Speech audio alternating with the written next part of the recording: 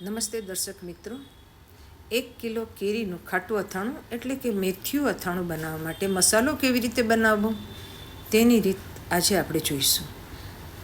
1 kilo કેરી માટે મેં અહીં 50 ગ્રામ આખી મેથીને લઈ ધીમા ગેસ પર તેનો સહેજ કલર બદલાય અને ઘરમાં મેથી શેકાવાની થોડી સુગંધ આવે ત્યાં સુધી તેને ધીમા ગેસ પર શેકી લીધી છે.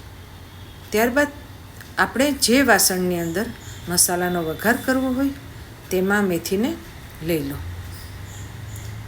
ત્યારબાદ મેં 100 ગ્રામ મેથીના કુરિયા લઈ એ જ વાસણની અંદર તેને પણ મેથી શેકી તે જ રીતે સહેજ કલર બદલાય અને ઘરમાં મેથીની સુગંધ આવે ત્યાં સુધી ગેસના ધીમા તાપ પર શેકી લીધા છે.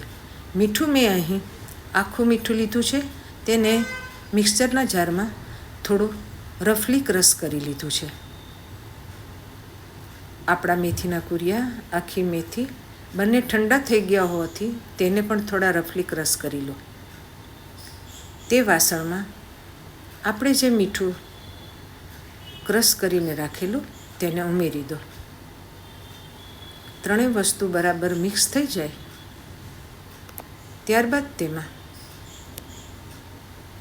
પ્રમાણસર હિંગ મૂકો અને એક બાજુ આશરે 200 ગ્રામ જેટલું તેલ ગરમ કરવા મૂકો. તેલ ગરમ થઈ જાય એટલે મસાલો વઘારીને ઢાંકી દો.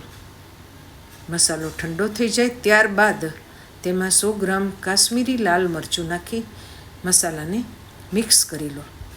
તો મિત્રો, આપણો 1 કિલો કેરીનું અથાણું બનાવવા માટેનો મસાલો તૈયાર છે. તમે પણ આ રીતથી ઘરે મસાલો બનાવો, કેરીનું અથાણું બનાવો અને આખું વરસ જેટલું જોઈએ તેટલું બનાવીને ખાઓ. સ્વસ્થ રહો, મસ્ત રહો, વિડીયો જોતા રહો અને સબસ્ક્રાઈબ મારી ચેનલને કરતા રહો. Thank you very much.